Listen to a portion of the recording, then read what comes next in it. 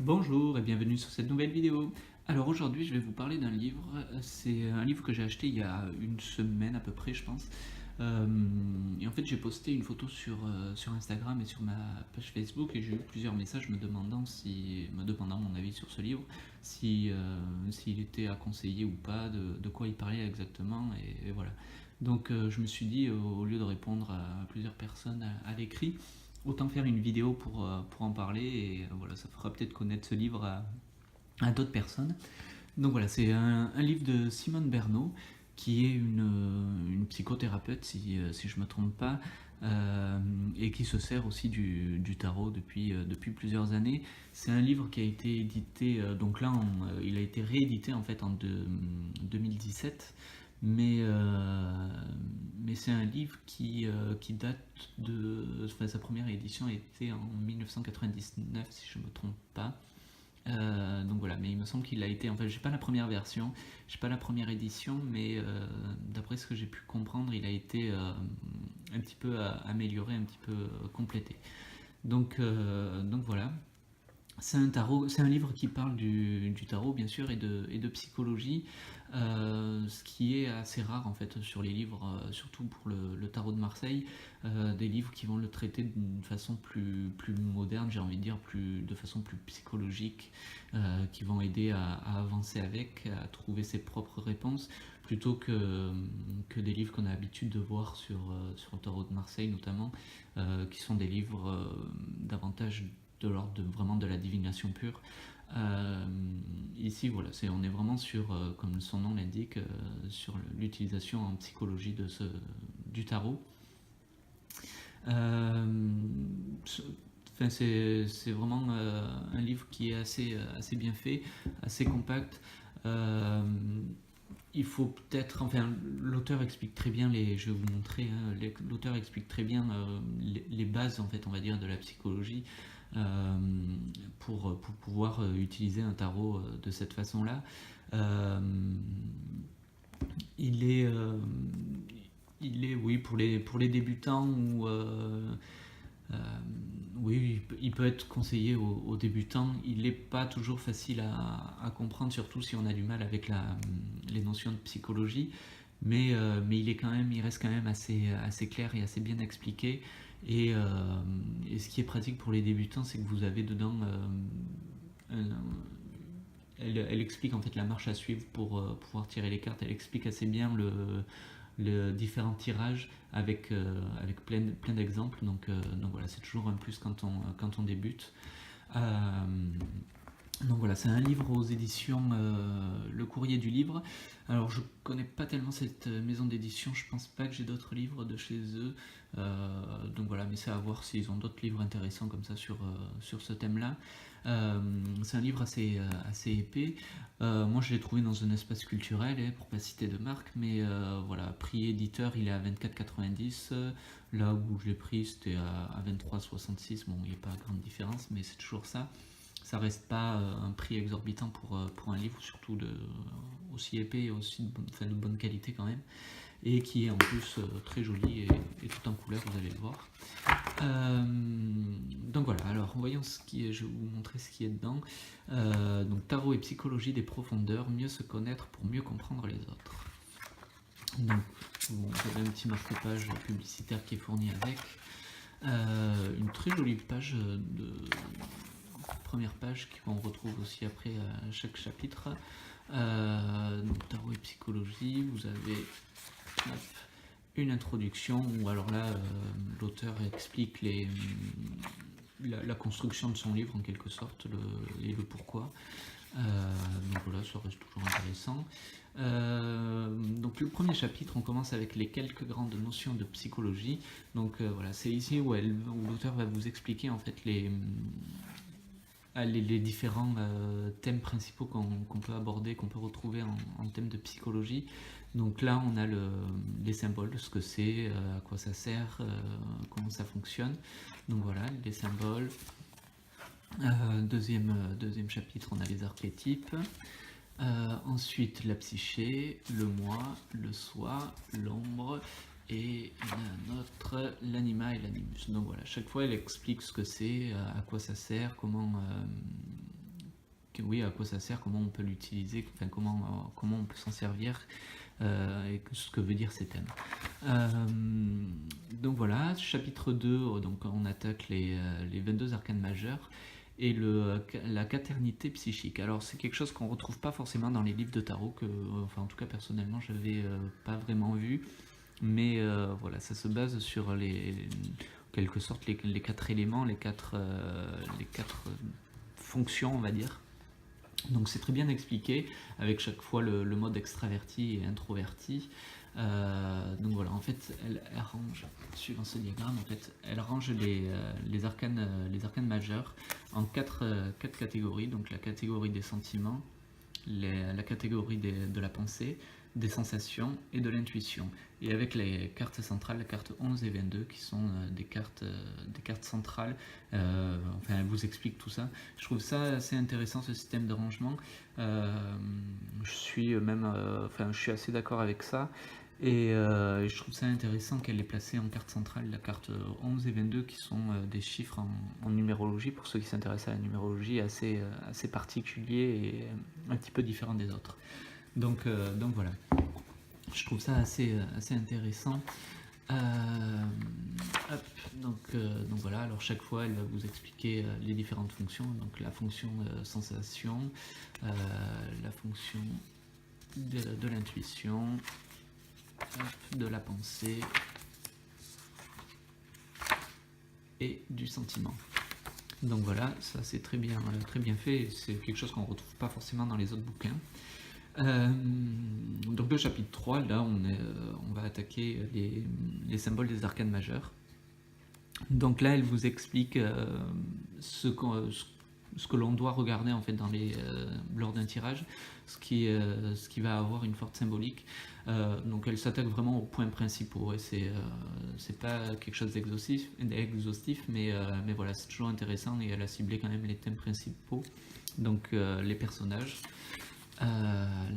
donc la symbolique des personnages, la symbolique des positions des personnages, la symbolique des parties du corps, des vêtements, des accessoires et des couleurs.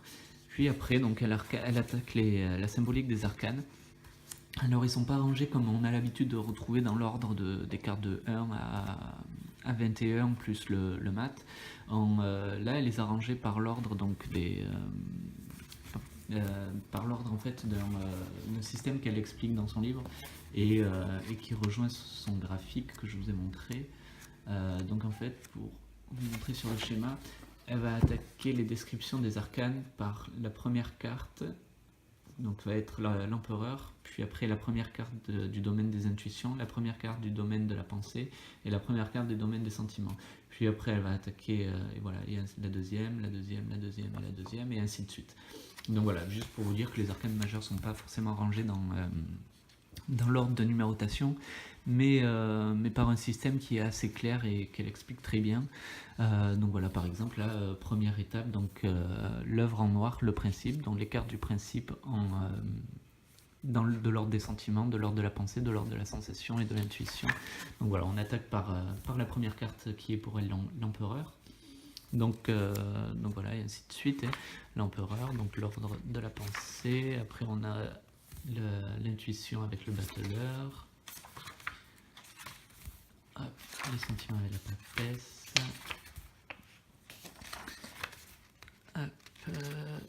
Donc voilà, c'est... Voilà, la deuxième commence... Oui, voilà, deuxième étape. L'œuvre en jaune, la manifestation, et pareil, elle va reprendre chaque carte. Donc voilà. Après, la construction en elle-même du paragraphe des arcanes majeures. Donc vous avez la carte qui est illustrée en couleur, le thème dans lequel elle est rapportée, et un descriptif de la symbolique générale de la carte, avec un petit plus pour les gens qui veulent utiliser ou qui utilisent les cartes inversées.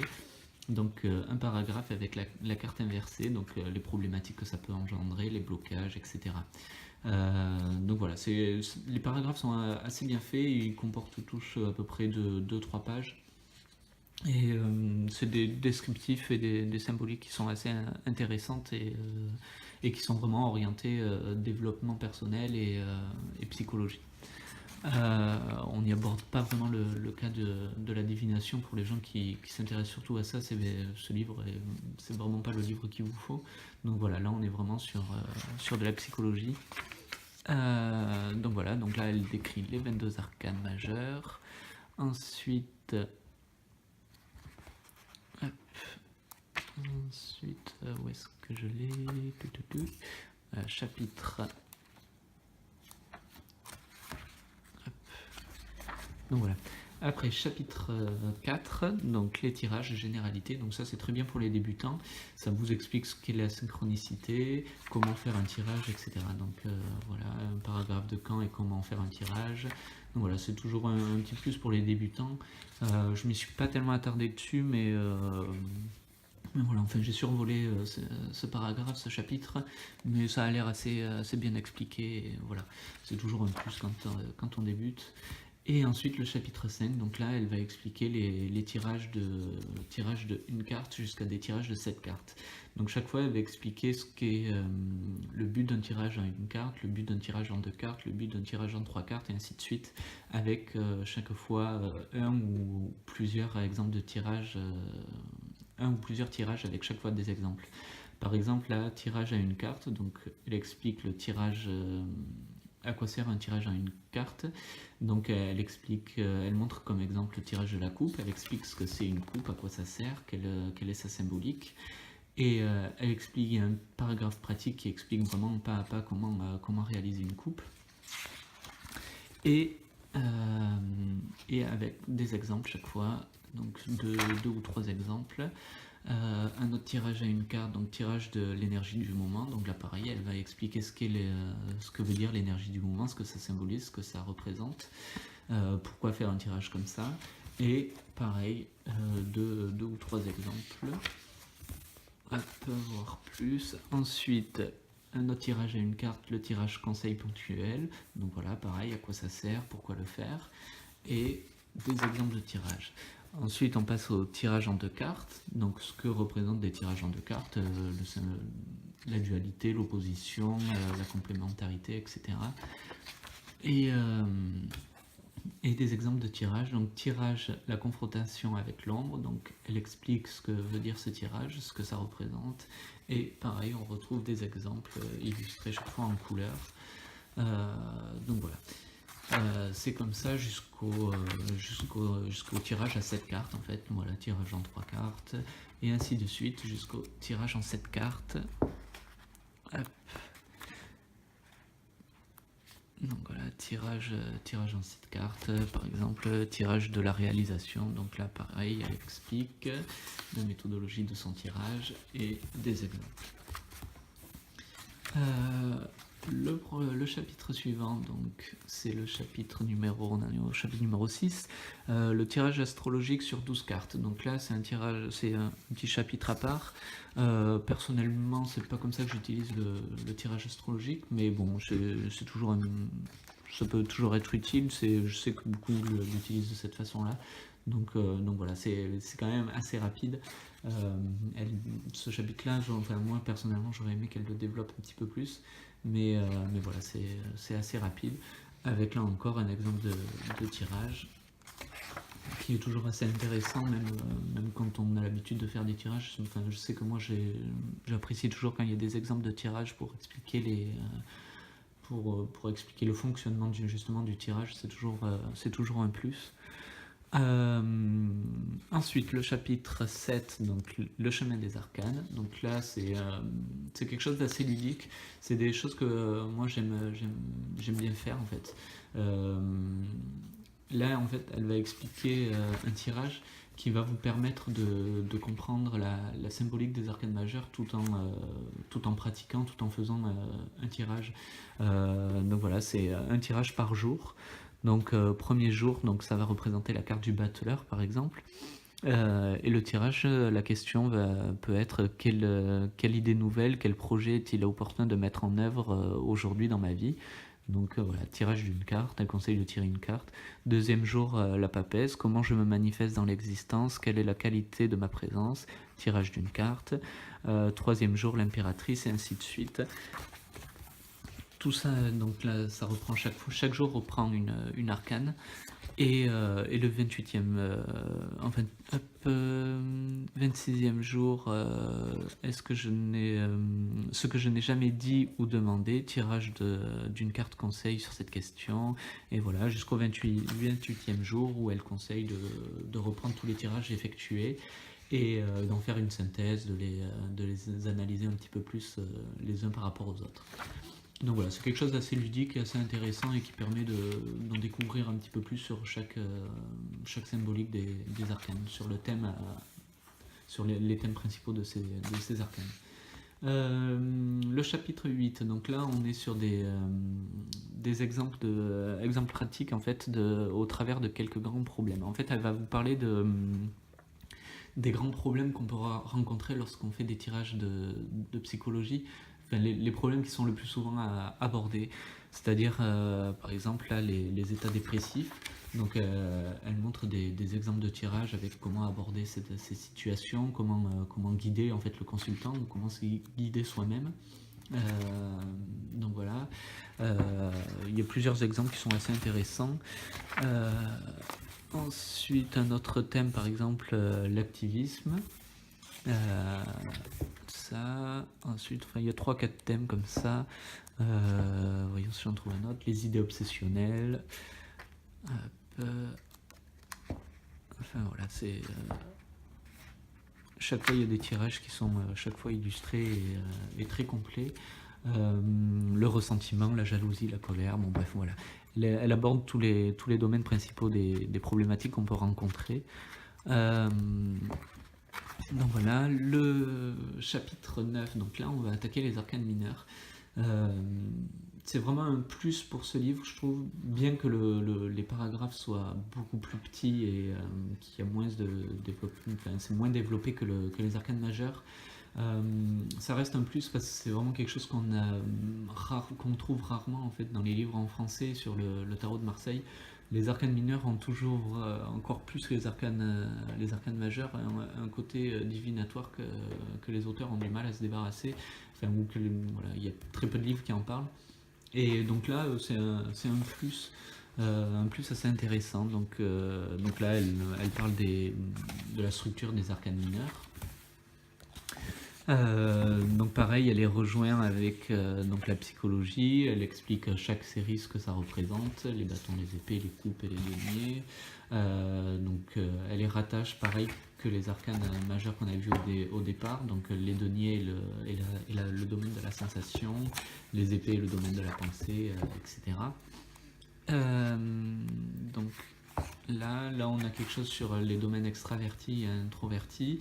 Donc avec les cartes de cours, c'est assez intéressant pour cerner des caractères surtout, voir des oppositions entre cartes. Donc voilà, c'est un plus qu'on retrouve pas forcément dans d'autres livres. Ici on a une petite synthèse de la symbolique des nombres. Donc voilà.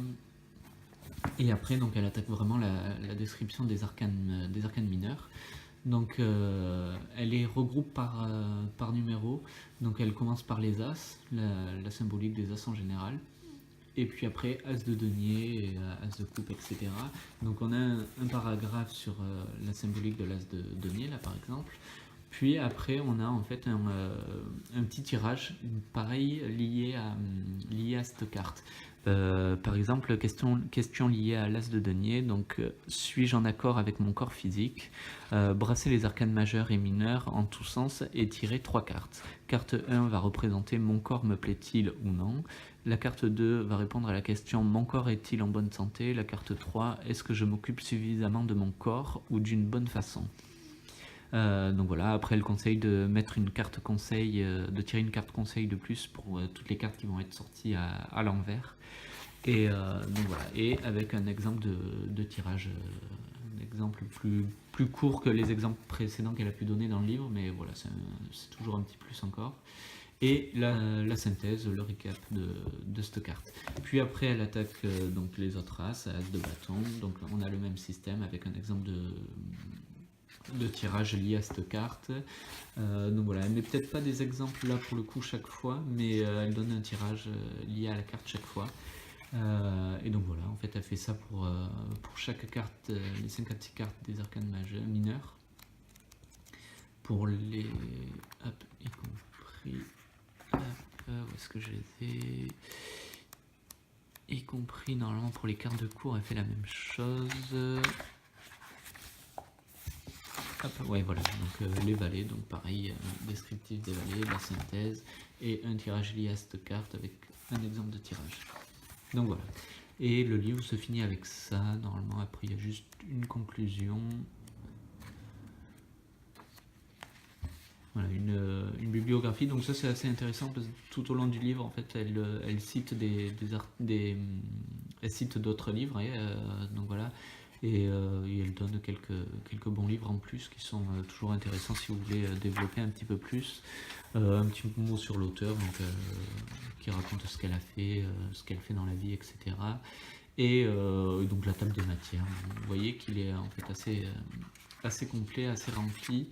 Voilà, c'est un livre que je trouve que j'ai trouvé assez intéressant, qui sort un peu des autres livres qu'on a l'habitude de voir en français, et qui pour une fois traite vraiment du tarot de Marseille avec un côté psychologique qu'on retrouve rarement dans d'autres bouquins. Donc voilà, si vous avez des questions en particulier sur ce livre, n'hésitez pas à me demander, je vous y répondrai.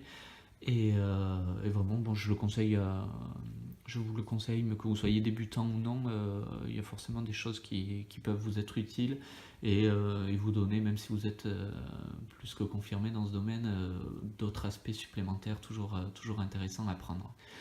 Donc voilà, je vous dis à bientôt pour une prochaine vidéo.